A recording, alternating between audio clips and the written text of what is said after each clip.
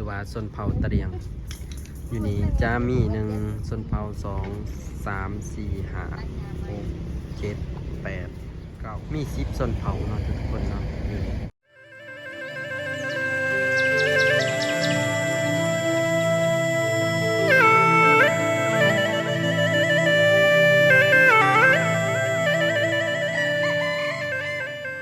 สบายดีทุกคนยินดีตอนรับเข้าสู่2บ่าวเปรมเนาะบ่าวเปรมก็มาอยู่ที่สวนรักเมืองดามามแข้งเซกองเนาะทุกคนมื้อนี้บ่าวเปรมได้มีโอกาสมาแข้งเซกองเนาะแต่ว่ามาอยู่สวนรักเมืองเนาะของเมืองเซกองบ่าวเปรมก็เห็นเพิ่นเฮ็ดรูปปั้นหลายๆชนเผ่าบ่าวเปรมก็สิพาทุกคนมาเบิ่งเนาะว่าอยู่นี่มีจักชนเผ่าแน่นะทุกคนไปเบิ่งกันเด้อเนาะอยู่นี่มีหลายชนเผ่าได้อยู่เดี๋ยวสิพาทุกคนไปเลาะเบิ่งว่าอยู่ในนี่มีชนเผ่าหยังแน่เนาะบ่าวเปรมกะบ่เคยแวะจักเทื่ออยู่นี่มาประมาณเทื่อ1 2 เทื่อนี่แหละแต่ก็บ่เคยแวะจักเทื่อนี่ก็จะเป็นชนเผ่าแยะเนาะแยะชนเผ่าแยะถือว่าชื่ออาวุธเนาะมือของเพิ่นชื่อกระตาตัวนี้น่าจะเป็นดาบเนาะตัวนี้เนาะตัวนี้น่าจะเป็นดาบตัวนี้น่าจะเป็นขวัญเนาะตัวนี้ขวัญหรือว่าหอกโอ้ชนเผ่าแยะอีกนี้ก็จะเป็นชนเผ่าอาหรักเนาะชนเผ่าอาหรักมันจะมีโล่วังแล้วก็ถือมีดนำเนาะทางผู้หญิงเพิ่นก็ถือกระตาคือกันกับชนเผ่าแยะ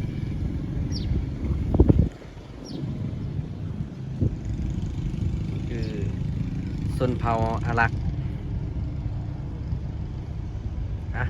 ไปต่อที่ชนเผ่าต่อไปเนาะนี่ชนเผ่าตะโอยนี่คือชนเผ่าตะโอยเด้อทุกคนนะเพิ่นจะถือติบเขาเนาะส่วนภายซ้ายนี่เพิ่นจะถือกอกยาสูบเนาะกอกยาสูบที่ในมือเพิ่นชนเผ่าตะโอยจะไปเบิ่งอีกชนเผ่าแงะหรือว่าชนเผ่าเกียงเพิ่นจะถือธนูเด้อทุกคนนะทางผู้หญิงเพิ่นก็พายธงแล้วก็ถือกอกเด้อนำเนาะถือกอกเด้อนี่ก็ประมาณอยู่3ชนเผ่าแล้วเนาะไปเบิ่งชนเผ่าต่อไปเนาะนี่คือชนเผ่ากระตูเด้อนี่คือชนเผ่ากระตูเด้อตรงนี้เพิ่นจะถือหอกเนาะถือหอกมีสอยเพิ่นใส่สอยสังวาลเนาะผู้หญิงนี่จะถือกอกเลอะคือว่าชนเผ่านี่คล้ายๆกันกับชนเผ่าแยะเนาะกับชนเผ่าแงะน้ำเพราะว่าชนเผ่าแงะนี่ผู้หญิงถือกอกเลือกคือกันเนาะชนเผ่าถือกอกเลือกคือกัน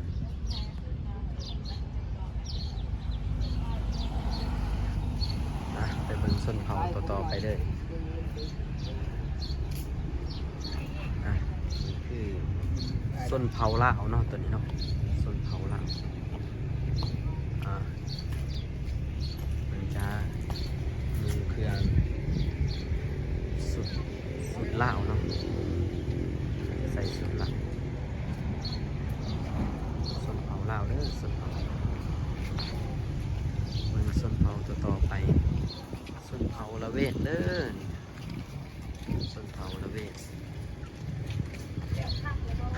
กันกับส้นเผาละเนาะส้นเผาละเวท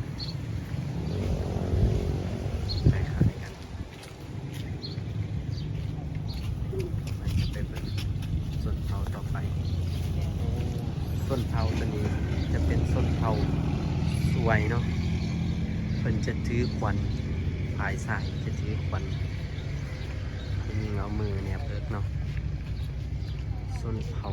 สวยเนาะยิงเพิ่นจะใส่ปอกขานำเนาะมีปอกขาคนสมัยตะกี้เพิ่นจะใส่มีปอกขานำเนาะเป็นคนบูหานหาไปเบิ่งส้นเผาต่อๆไปอีกยังเหลืออีกประมาณ2ส้นเผานะนี่คือส้นเผาลาวีเนาะส้นเผาลาวีเพิ่นจะถือควันเนาะสิว่าผ่ากระแมนผ่าที่แบบบักควันแบบคลายของกอเนาะนี่คือส้นเผาลาวีเนาะไปเบิ่งอีกส้นเผาสุดท้ายเนาะนี่คือส้นเผาเตรียงหรือว่าตะเลียงส้นเผาตะเลียงโอ้ส้นเผาตะเลียงผู้ชายผู้หญิงก็ผู้หญิงก็มีกระตาเนาะทุกคนทางนั้นส้นเผาเตียงหรือว่าส้นเผาตะเลียงอยู่นี่จะมี1ส้นเผา2 3 4 5 6 7 8 9 10มี10ส้นเผาเนาะทุกคนเนาะมีประมาณ10ส้นเผามีส้นเผาหนึ่งคือส้นเผาแต่ละส้นเผาเนาะที่เป็นอนุสาวรีย์หรือว่าสวนรักเมืองของเมืองละม่ามเนาะแข็งเซกองเด้อทุกคนเด้อเสาหลักเมืองของเพิ่นเนาะหรือว่าไผมาแวะมายังกะไผมาเซกองหรือว่ายังกะมาแวะไหลเนาะมาเบิ่งมาส่งเพิ่นจะได้ปั่นเพิ่นได้ปั่นหูบเนาะปั่นหูบแต่ละส้นเผาให้ดูกให้ด้านหรือว่าให้เพื่อนมิตรสหายไอ้เกยหนองได้เขามาหับเบิ่งหับส้มนำกันเนาะแต่ละส้นเผาบ่าวเปรมกะมาประมาณ2 ครั้งเท่านี้บ่าวเปรมสิพาทุกคนขึ้นไปเบิ่งบอลนั้นบอลเป็นจุดคือว่าจุดถูกแล้วก็มีคันบักเบงนำนอนอยู่หอรักเมืองแล้วก็เป็นสัญลักษณ์อย่างนั้นนะมีเพิ่นใจเห็ดปลูกกระต่ายปลูกกวางเนาะอยู่ตั้งขางแล้วก็มีวัฒนธรรมมีการสร้างบ้านแปลงเฮือนการหากินหาอยากเนาะอยู่ตามผนังเนาะของหอรักเมืองถือว่าเป็นเอกลักษณ์ของเมืองเซกองเนาะเป็นเอกลักษณ์ของเมืองละม่ามแข้งเซกองเนาะมาเป็นจะพาทุกคนไปหล่อเบิ่งนี่จะน่าจะเป็นหินคล้ายๆหินอ่อนเลยเป็นเจียวมาแกะสลักไว้เป็นจะเป็นหูบมาเนาะอยู่ตามเนี่ยหูบมาหูบงัวหูบข้วยหูบกระปูนกกระต่ายทั้งทางเมืองนั่นก็มีนกเข้าแค่ม้าในม้าจอกเนาะมีเจียน้ำเจียเนาะมีเจียมีสางทุกคนมีเจียมีสางแล้วก็อยู่แต่ละซีแจเนาะบอลหันเป็นแกะสลักเนี่ย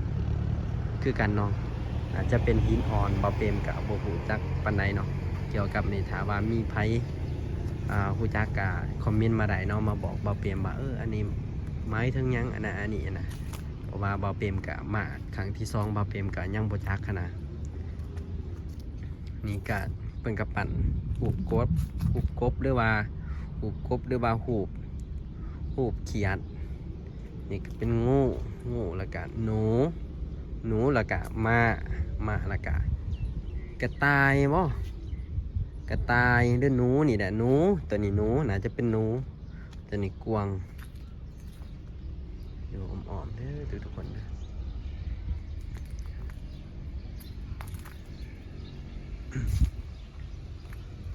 จากมาข้างเมืองนี่กะเป็นหมูเนาะเป็นหมู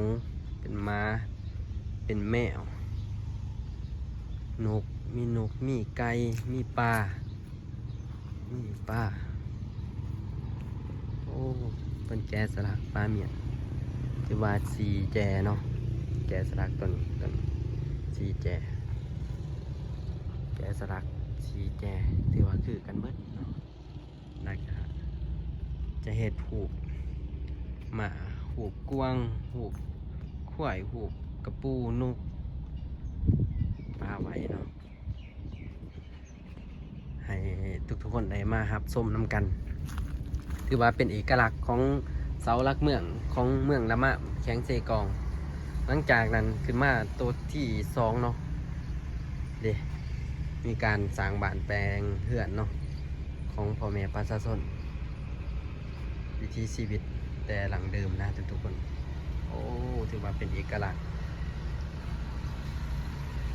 เป็นเหตุให้มีการปลูกเขาพาพืชเนาะปลูกพักของแต่ละส้นเผ่า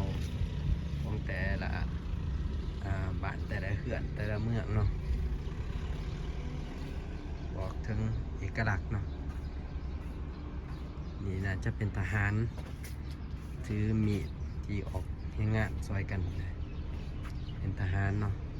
ถือมีดเป็นปั่นหูปลาเมียนเนาะนี่ก็จะเป็นยิ่งเนาะที่ถือกอกเลือเลี้ยงงัวน้ำเลี้ยงงัวเลี้ยงควายน้ำในการถือกอกเลือเนาะเป็นเอกลักษณ์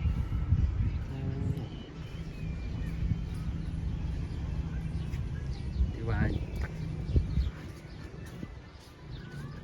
นี่ข้างนี้ก็แมน ข้างนี้ก็แมนข้างนี้ถือว่าถือหอกล่าสัตว์น้ำเอาปลาล่าสัตว์เด้อตัวนี้นะเราเต็มกำลังเคยเห็นถือว่าเป็นเอกลักษณ์ของบ้านเพิ่นเนาะเมืองเพิ่นหรือว่าคนยกสมัยนั้นเนาะที่เพิ่นเลยเฮ็ดให้คนรุ่นดังได้เบิ่งได้ส่งน้ำกันไผมา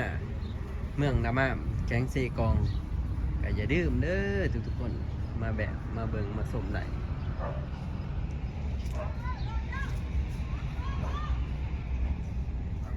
ผู้หญิงก็จะถือกอกเลือเด้อผู้หญิงก็จะถือกอกเลือนำเฮ็ดเบียกไปนำ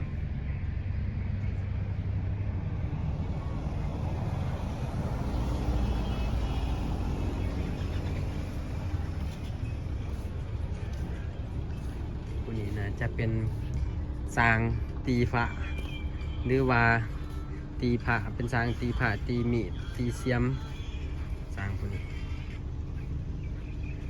ผู้หญิงกับตำเขาแล้วกับผู้หญิงกับถือกอกเลอะถือกระตาน้ำนี่หมักลำเต่านี่นะจะถือหอกน้ำเวลาสัตว์เนาะโอ้ทุกคน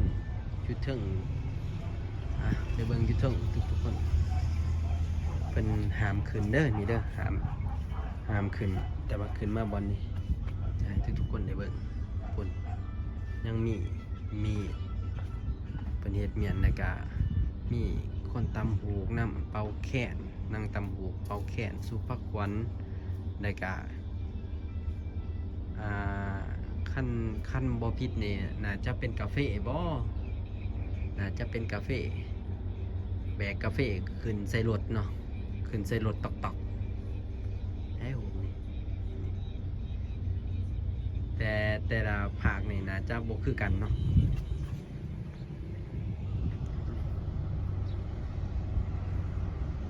นี่คือ10 ชนเผ่าอยู่เมืองละมาเป็น10 ผ่านคนซื้อกับแต่เลือดคักบ่เปรมก็กำลัง